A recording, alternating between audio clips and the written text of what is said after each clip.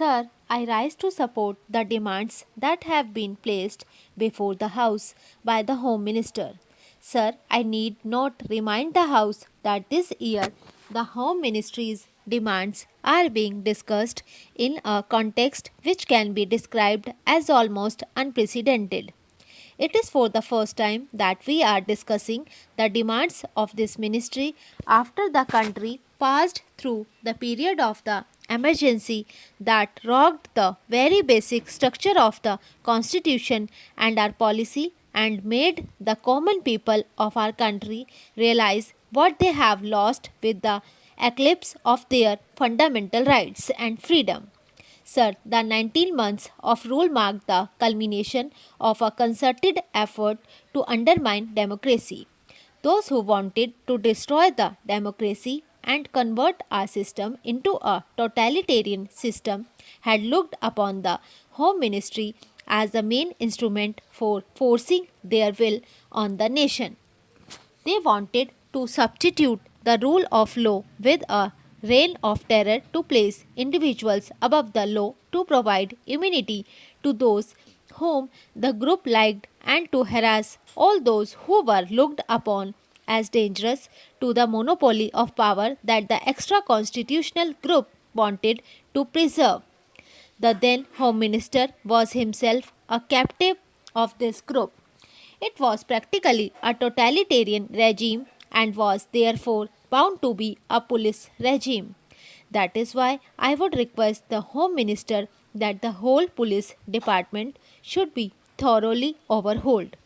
Sir, I do not want to take the time of the House by listing the various agencies and organizations that were set up in the police department and the home department during emergency, and before that I also do not want to take the time of the House in describing the fabulous amounts of money that had been placed at the disposal of RAW and other agencies.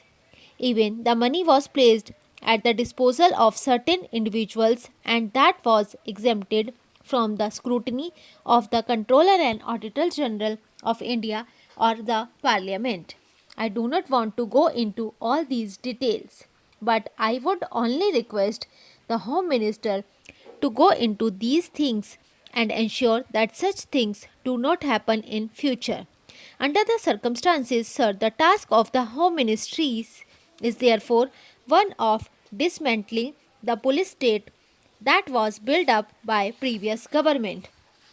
Sir, I must congratulate the Home Minister for the excellent beginning that he has made and for the speed that he has acquired to restore the fundamental rights to the citizens and to appoint commissions of inquiry to go into the excesses of the earlier rule as well as the shocking scandals that had characterized last years of previous regime.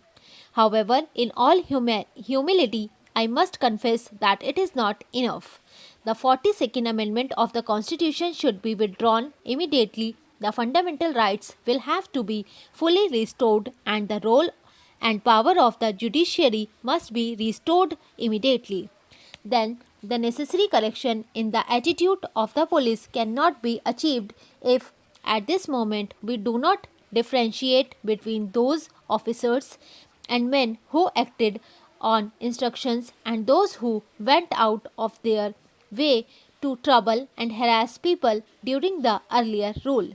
If we do not differentiate between these people and do not give to the guilty exemplary punishment that would serve as deterrent and corrective, we would not be able to reorganize the police department.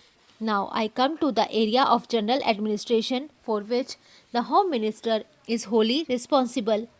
Our public offices have not earned a great reputation for efficiency.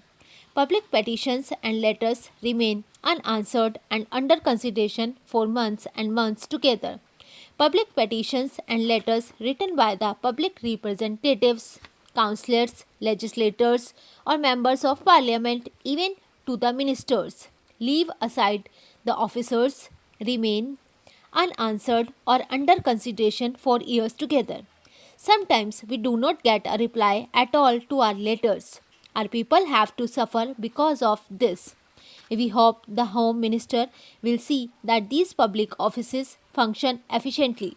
Even after 50 years of our own government, these public offices, especially like block development officers and the public officials, do not behave properly badly with the public. The Home Minister should look into that so that the public officers behave properly and in a manner as to instill confidence in the people that it is their own government which wants to serve them and not to terrorize them.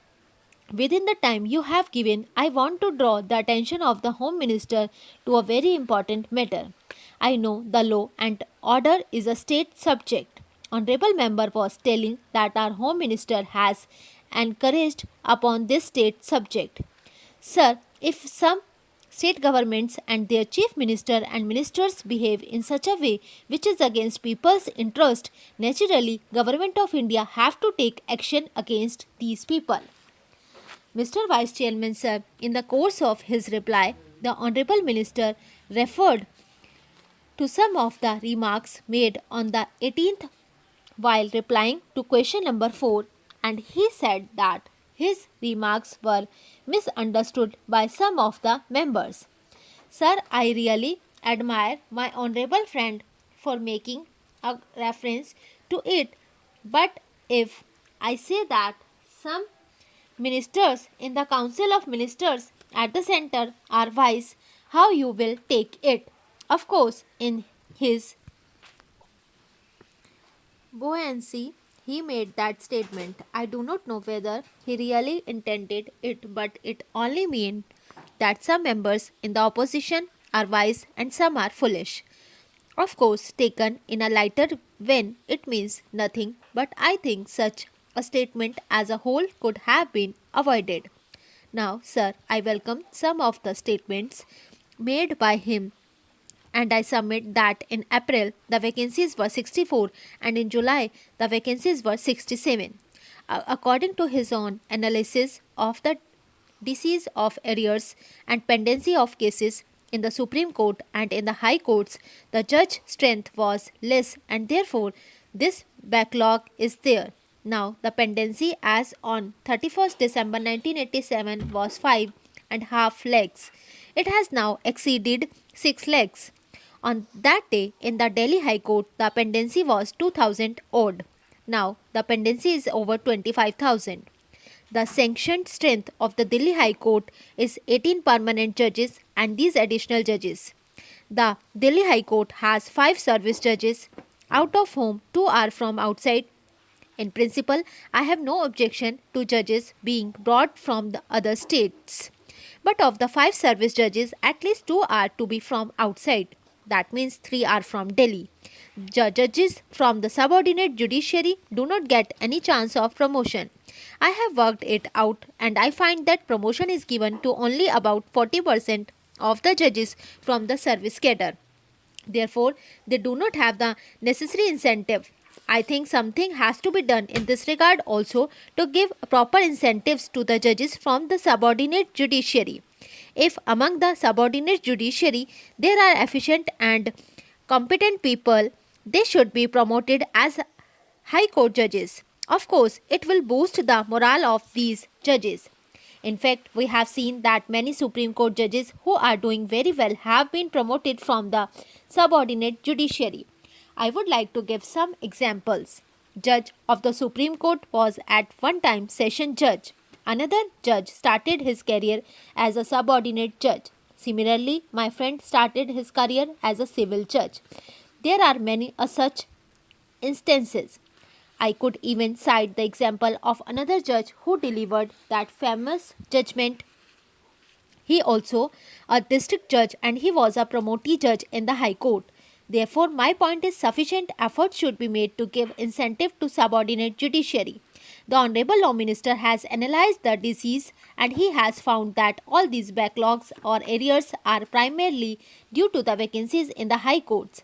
He has also said that the judge strength is not as much as it should be. By way of an example, he said about the Karnataka High Court, where the sanction strength is 14 plus 3 additional judges. This comes to 17, but their requirement is 33. Similarly, if you work out the requirement of judges in each High Court, taking into consideration the quota of disposal fixed by the Chief Justices,